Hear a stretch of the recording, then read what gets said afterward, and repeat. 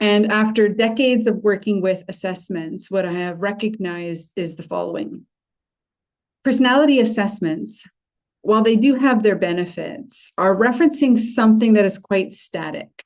By the age of 7 to 9, our personality traits are formulated and we will carry those throughout our life. And oftentimes we can grow some standard deviation to those personality traits.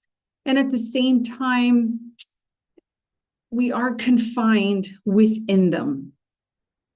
Our emotional intelligence, on the other hand, is a set of observable habits, practices, skills, behaviors that we execute on that indicates a proficiency around a skill.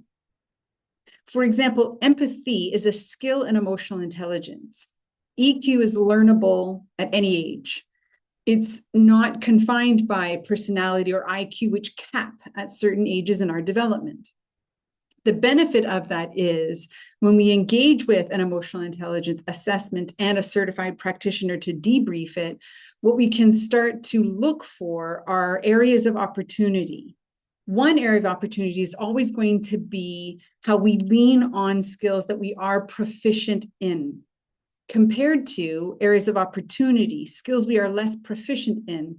And so we need to have intentional practices to develop that skill to a level of proficiency that provides a positive impact to the goal we're trying to achieve. Now let's go back to that empathy skill set. When we think of empathy as an emotional intelligence skill, it doesn't matter if you're an empath personality trait. This doesn't impact having this personality trait or not, your ability to use the skill of empathy in the emotional intelligence realm, because empathy is intentional behaviors. Things we recognize are done repeatedly that demonstrate proficiency in empathy. For example, if I ask questions to understand your perspective, to understand how you're thinking about something, to understand how you got from A to B to C, the decision-making process you went through, the critical thinking you engaged in, what beliefs and meaning you applied to things, your values that showed up.